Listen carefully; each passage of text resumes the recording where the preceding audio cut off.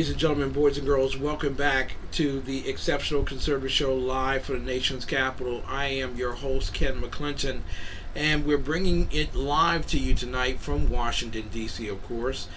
This is what we're talking about. North Carolina Congressional District number 6. I know it's listed there as number 2, but that's my error. I do apologize. It's number 6.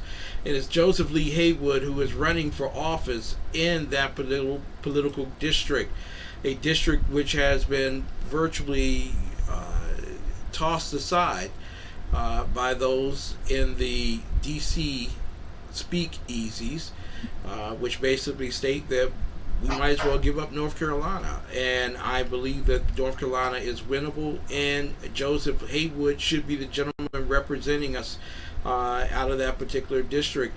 You are good friends with Clarence Henderson and other conservatives out of Gildon County. And I want to ask you, in the North Carolina 6, how are the ideals of conservatism taken today? Are you seen as modern? Are you seen as invigorating, innovative? Or are you seen as just something that needs to go by the wayside? Well, I tell you, we are the sixth district now is home to quite a few of the colleges um, that were spread out among other districts. So, for instance, we have A&T, Winston-Salem State University, High Point University, Guilford College, GTCC, Bennett College, Greensboro College. There's quite a few colleges here, and they tend to vote liberal. The students Yeah. there, they're indoctrinated from birth now, and they tend to vote liberal. But I think a lot of them are waking up, and I think a lot of them realize that the government have started to realize that the government's not always going to be their friend or be there to help them. And so we're hopefully going to be able to reach some of these kids that are going to these colleges, and even if they don't go to college, some of these liberals that have been disaffected by the failed policies of the Democrat Party, and bring them over to our sides. We're targeting the unaffiliated and the swing voters. We've got to get all the Republicans to vote for me, but we also have to have the swing and unaffiliated voters as well. Anybody with an open mind, if they look at what has happened over the past few years, liberalism has failed and always will fail. And people, I think most people deep down want to be able to take care of themselves and not be given a handout, not be taken care of their whole life. And hopefully my message will resonate with those people, and that they will come out and vote for me on November 3rd. But I've always thought that liberalism and socialism and big government has always been a failed policy, and I'll continue that. I'll always be that. I'll always have those ideals. Now, I want to go back to that in just a moment, but there's some breaking news that's coming out tonight from Capitol Hill. And there seem to be several Republican congressmen and several Democrats who have used the Paycheck Protection Program money, including the husband of the Speaker of the House, Nancy Pelosi, who received $1 million in loan guarantees. I got to ask you here, sir, is this acceptable in your sight, Republican or Democrat? Is this what you expected of the Payment Protection Program?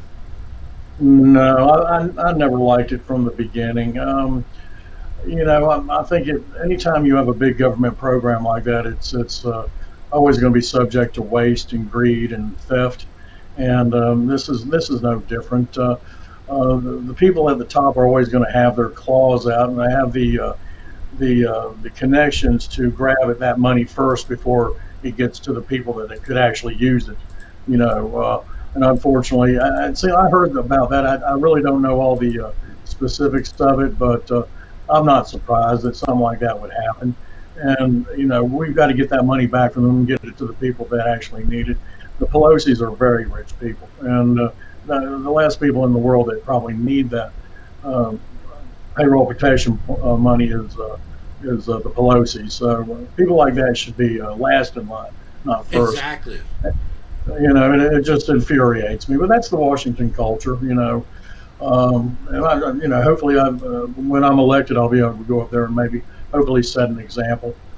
It's just the people get up there and get ingrained. They forget who they represent. They forget why they're Exactly. there. Now, there's some who are saying right now, by way of the current economy, that a second stimulus package should be submitted. One that is going to give Americans up to $2,000 more in stimulus money, and in addition to that, provide additional payment protection program monies for small businesses. I have to ask you here, if you were going to Congress in September, would you encourage the president to do so? Or are there other alternatives that you believe that should be used to make sure that our economy is stimulated as well as it should be? Well, I back the President Trump 100%. Whatever he decides to do, I will go along with. But I just there's something instinctively inside of me that says this is not good for our country to be just printing money left and right and handing it out like this. I mean, there's got to be a comeuppance one of these days. When I first filed back in December, the national debt was 23 trillion, and that meant every man, woman, and child, should that child be allowed to be born, owed $60,000 to the government, to the debt. Mm. And with this latest payout with the pandemic trying to keep this country rolling, it is now right at 27 trillion, and it's now ballooned to $90,000. And how are we going to pay this back? I mean, it's instinctively wrong. And I think the best answer I can give for this is we need to get this country back working again as soon as possible. And pandemic or no pandemic, we know how to protect each other now. And there's ways to open up these restaurants and these businesses that we can do it without infecting vast multitudes of people. And let's get this thing rolling. And that way we don't need the stimulus. Well, I don't like the sound of, they were actually talking about giving people bonuses of $400 to go off unemployment and go back to their old jobs. If you have to bribe somebody to do the right thing and take their job back, there's something inherently wrong with that, and they should be ashamed of themselves. Actually, I mean, whoever they should go get their job back, go back to work. I've worked since I exactly. was 15 years old. It's good for you. Yeah. But it's a different way of life now here in this country. Sadly, it's changed, and people don't feel that way. A lot of people Exactly. don't anyway. Exactly. There are some tonight who are looking at COVID-19 increases around the country, and personally, I never. This is my commentary here, not yours. But the herd immunity process was going to take place one way or the other, whether you allow a steep beginning or that you flatten it out for a long period of time. Uh, a virus is going to attack human beings. It's just the nature of the virus itself. While we know that, why are we allowing governmental structures to do something as nifty in their regard regarding cultural science as to force men and women to wear a mask who are not sick and cannot give the virus to someone, and also allowing those same governmental institutions to keep liquor stores open and Walmart open, but not allow people to go to church? I wanted to get your thoughts regarding that. Oh, you don't get me started on this, and it's been an arbitrarily cruel process. Like you mentioned, you can go stand in line at the ABC store, the liquor store, but you can't go to church. You can, and when it first started, you could go get an abortion, but you couldn't get a hip replacement. I Mm-hmm. wish I had bought stock in Home Depot or Lowe's Home Improvement, or because they were packed. I mean, and still are. You can, obviously now making people wear masks, but there for a long time you can go Lowe's Home Improvement and stand with 100 other people that were just standing there in line and getting ready to check out. And it's just been arbitrarily cruel. I don't like the way this was decided. That there were some people that were essential and some that weren't essential. I believe we're all essential, and to call some people non-essential, I just think that's un-American. And I believe we all have a part to play in the economy, and everybody should be able to go back to their jobs as soon as possible.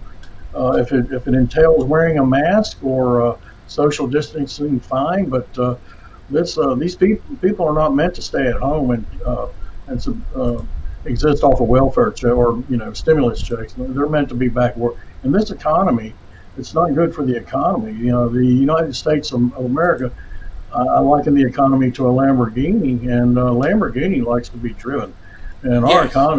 our economy needs to be run. The longer we let it sit, the harder it's going to be to get it going again. And I'm very pleased about yesterday's jobs number. 4.3 million new jobs created, even with the lockdown. Now, what does Yeah. that say about Donald Trump's policies and his ability to keep this country going? And he should be applauded. Did he get any accolades for that? No. No. As a matter of fact, I think Joe Biden said it wasn't enough. And you can't please these people. Even in the middle of a lockdown, 4.3 million jobs. I mean, that's phenomenal.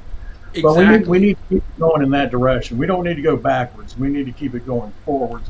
We'll get over this pandemic. We can't be scared. We can't be sitting in our houses any much longer. Anyway, we need to get out and get back to work. Should the Department of Education send out a notice to public schools across America to plan to go back to school in the fall? Since children they're not the ones who are going to get sick from this. And I rarely think that a group of children are going to be heading over to the nursing home to cause havoc there. So is it wrong to have children, especially children from low-income areas, at home and making parents make a decision between either a job or staying home to teach their children? Absolutely, they need to go back to school. It's bad all the way around. I mean, there you mentioned two or three things there that I have the same concerns about. Parents need to go back to work, and kids need the structure. Now, it's been great to hear the kids out riding their bikes and screaming and yelling and having a good time. But come fall, it's time to go back to school, and they need to open it back up and get back to as near normal as they can. I'm sure it's not going to be exactly. There'll be some safeguards that have to take place, but it's not healthy. It's not natural for them to be not in school in the fall. It's needed. They need to be taught, and the parents need to go back to work. Now, will it come back to haunt Donald Trump next year, should he win the election, that the liberals will say that the depreciating academic performance of black and Hispanic children are directly related to the fact that he didn't push for the schools to open in the fall? Not that he isn't, but this is the excuse that will be given. I wouldn't doubt that a bit. Donald Trump's going to be blamed for everything, whether it be the dust storm coming over from the Sahara, or the murder hornets, or the every hurricane that is created this year is going to be called the Donald Trump. It's going to be called the Donald Hurricane. Exactly. I'm sure they're going to try to pin the blame. For there's everything that happens, any bad thing that happens out of this pandemic, and there's a bunch of them, is going to be unfortunately placed on his shoulders. I can't. Elections have consequences, and I'm sure he could. I'm sure he wishes he had done some things different concerning this, the reaction to this pandemic. But can you imagine if Hillary Clinton was in office right now, what we would be going through? Can you imagine? Like I said, Trump hasn't been perfect, but good Lord, can you? She'd be coming in taking our guns. She'd be rationing food. She'd be who knows what she'd be up to? And Exactly. elections have consequences. Let me put it this way: it could be worse. So no matter with if you look at all things considered, it could be worse. A lot of we're people. very fortunate that he's at the helm right now. I'm going to ask for you to come back in a couple of weeks, Mr. Haywood, because there are so many issues I want to talk with you about, and I really believe that your race and the North Carolina 2 race are vital to maintaining or at least taking control of the House. But there are people out there tonight who have watched the riots. You, for instance, in Charlotte, North Carolina, you watched the riots. There are threats that if certain cases don't end up the right way in the fall, the October surprise will be more riots. There are people who are concerned about racial equality. I wanted to get your thoughts regarding our scenario, our situation. What would be the best route for Americans to follow in terms of overcoming the threats from the Marxists? Oh, good Lord! I tell you, I have a lot of African American friends. I have a lot of gay friends. Over the years, and I've built these friendships. And everybody that I know has the same thought about all this. Well, where is this coming from? It seems like there are forces at work that are trying to pit us against each other. Because the ones that I know, my friends, we get along great. And when I'm out and about doing business and at the store or whatever, I don't see any hatred directed at me by anybody. As a matter of fact, this is the South. We're generally polite anyway, but Yeah. it's the same old, same old. I mean, if you hold the door open for the person behind you, and you say yes sir, no sir, yes ma'am, no ma'am. But I don't know where this is going, but we all do need to remember that we're all Americans, and I don't like what's going on with the division that's going on. I don't like a black national anthem. I think it's destructive, and it shouldn't be tolerated. It shouldn't be promoted at these ball games. We should be trying to unite under one national anthem. And I'll tell you right now, I belong to the oldest Black Lives Matter group in the country. I belong to the Republican Party. And if you'll think about it, that is the oldest Black Lives Matter group. And, I'm proud of that. And I'm hoping that these troublemakers that have taken over these protests and the ones that are trying to pit us against each other are brought out in the sunshine and we can see who they are. We all have I have a pretty good feeling I know who they are, but Exactly. I'm just wondering how they sleep at night, trying to foment this unrest. Now there's some. We all need to wrap our arms around each other and thank God that we have each other. I mean, it's America. We should be thankful. This is the greatest country God has made. And it has flaws, but we need to work through these problems and not be hating each other. Now, a quarter of the people who listen to my program are leftists from Washington, D.C., and some of them will take what you just said and virtually run rings with racial hatred. You're not against the black national anthem in the least bit. It's just that there's an appropriate time and place for everything. And let me just ask you, do you think if they played the national anthem along with the black national anthem that they are pitting whites versus blacks in that regard? I don't think it helps. Now they're free to do whatever they want to do. I mean, it's a private company. They can do it. If, these ball teams and these sporting events, they can do whatever they want. It's up to them to decide their policies. But I don't think it's helpful whatsoever. I don't think it does anything to mend the rift or bring the races or to end racism. I really don't. I agree with you. One national anthem is all that we need. That's all we need. Yeah, just one. Mr. Haywood, first and foremost, let me just ask you here, would it be okay if Ken McClinton of TECN TV endorsed you in your campaign?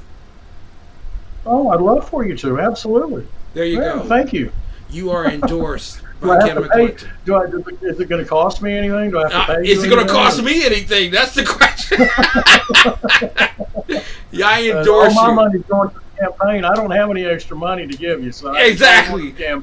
No worries about that. But we endorse you from here. I would be honored. I'd be honored. Thank you. Thank you. And we look forward to you coming back in a couple of weeks or so that we can talk about some more issues. And we really want you to win North Carolina 6. We really Me too. do. Me too. All right, sir. Lee Haywood, Joseph Lee Haywood, with us tonight, ladies and gentlemen, in the North Carolina Congressional District 6, not to be confused with number 2. Ladies and gentlemen, Lee Haywood for Congress. Make certain that he is endorsed by Ken McClinton of the Exceptional Conservative Show and president of TECN TV. I hope, amongst all hopes, that you all will show him a litany of support and encouragement for victory. We need Joseph Lee Haywood in Washington.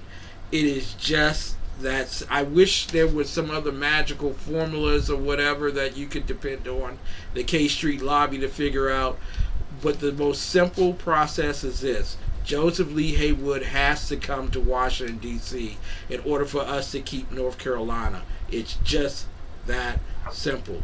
Ladies and gentlemen, we will be back with more of the best in urban conservative talk. I'm your host, Ken McClinton, TECN TV president and owner of this particular network. We are a great republic. We're not a democracy or a mob of rioters and protesters. We are the best in urban conservative news, talk, and movies. The exceptionalconservativeshow.com. We will be right back with more of the best right after these messages.